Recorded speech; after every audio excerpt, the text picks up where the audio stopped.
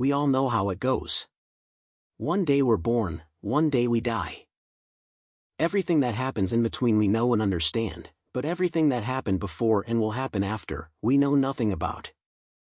As a result, it's really difficult to say what exactly the meaning or importance for us being here is.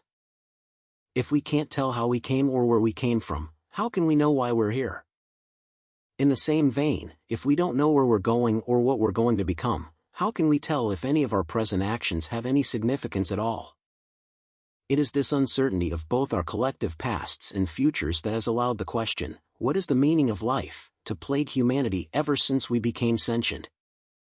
We've never been able to objectively answer this question as a species.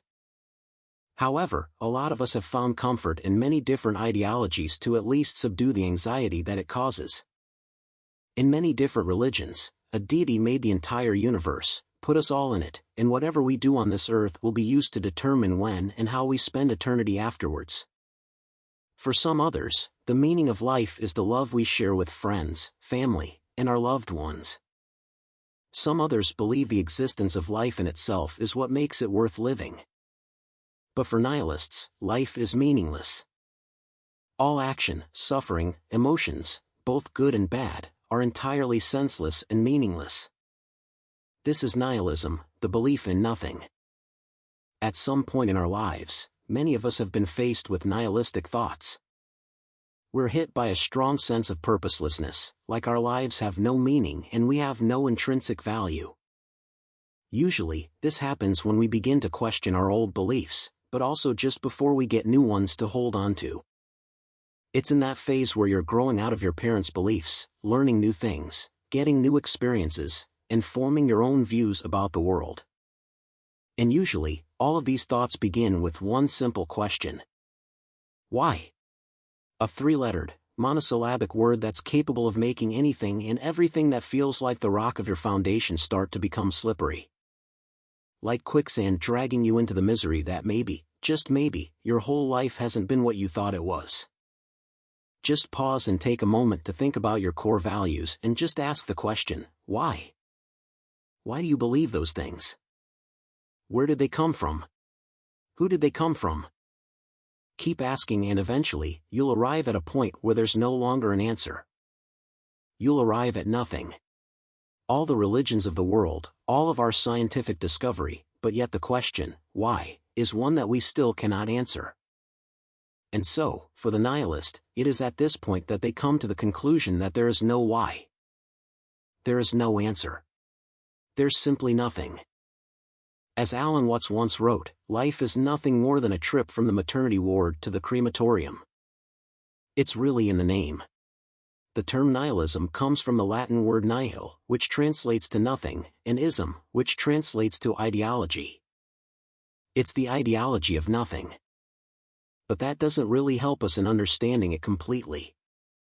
Usually, people confuse nihilism for pessimism, but they are very different from each other. Pessimists believe in the worst outcome. They have a downtrending view of the world and tend to focus on the negatives in life because they believe that, in the end, evil will always overcome good, and this is what makes them different. Pessimists believe that there's good in the world, but they just don't think humans are capable of doing it, at least in its entirety. Nihilists, on the other hand, do not believe in anything. They don't believe that there's evil in the world, neither do they believe that there's good in the world. In the mind of the nihilist, the world simply exists and humans created morality, thereby creating good and evil. Let's take the glass cup metaphor for instance. Optimists say you should see the glass as half full, while pessimists say we should see the glass as half empty. Let's take the glass cup metaphor for instance. Optimists say you should see the glass as half full, while pessimists say we should see the glass as half empty. Nihilists, they say throw the entire cup away, because what does it matter if it's full or empty? Full, empty, good, bad, it's all irrelevant. We're all going to die anyway. Nihilism is also often compared to several other philosophies, like cynicism and apathy, but again, they are all very different from one another. And correctly categorizing your thoughts in these baskets may be harder than you think. Cynics believe that people are always motivated by self-interest. They don't believe that anyone can have intrinsically good motives. They have no faith in the human species and believe that we're all entirely selfish, only fighting for our own benefit. However, the idea that humans are not good means that in the mind of the cynic, good exists out there somewhere, just not in humans. In the mind of the nihilist, nothing exists out there. There's no good or evil. They don't see people as evil, neither do they see them as good, because they don't believe either of those things exist. They're simply traits we've applied to things. Apathetic people just don't care. They believe that there's meaning to life, but they simply don't care about it. Nihilism, on the other hand, is the idea that there's no grand design or purpose, nothing to believe in, and therefore no meaning. This brings to mind the paradox of nihilism. If you believe in nothing, then that nothing becomes something that you believe in. But since you now believe in something, then there is no nihilism, because nihilism is the belief that there is nothing. Nihilism is quite different from other philosophical ideas because it was first a literary invention before it ever became philosophical. As a result, it's not clearly defined as many of the other philosophies that exist. Many different people explain it in many different ways, but eventually these different definitions got categorized, forming many different kinds of nihilism. There's political nihilism. Political nihilists believe that for humanity to move forward as a species, all political, social, and religious order must be destroyed. Then there's ethical nihilism. It rejects the idea of absolute ethical or moral values. With this type of nihilism, good or bad is only defined by society, and as such, it shouldn't be followed if we as a species will ever attain absolute individual freedom. We can kind of just do whatever we want. And then we have existential nihilism. It's the understanding that life has no value or meaning. It's the most popular kind of nihilism, and the one we've been talking about for most of this video.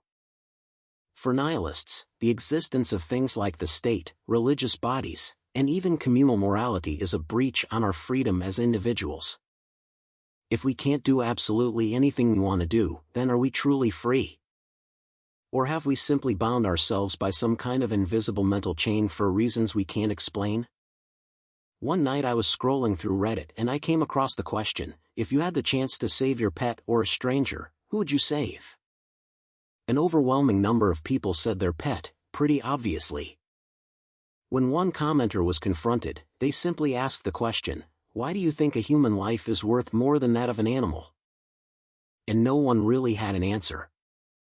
Of course people tried to beat around the bush, but the question why was never answered. And that right there is the point of the nihilist. If we can't answer why we bind ourselves by these rules, then why do we choose to do it? Well, it might be because of the existential horror and the emotional anguish that comes with agreeing to the fact that life is meaningless. Think about it for a minute. If life is truly meaningless and everything we're doing has no value, then all the feats of science, the wonders of technology, things like space exploration and human rights movements. Look at how far we've come.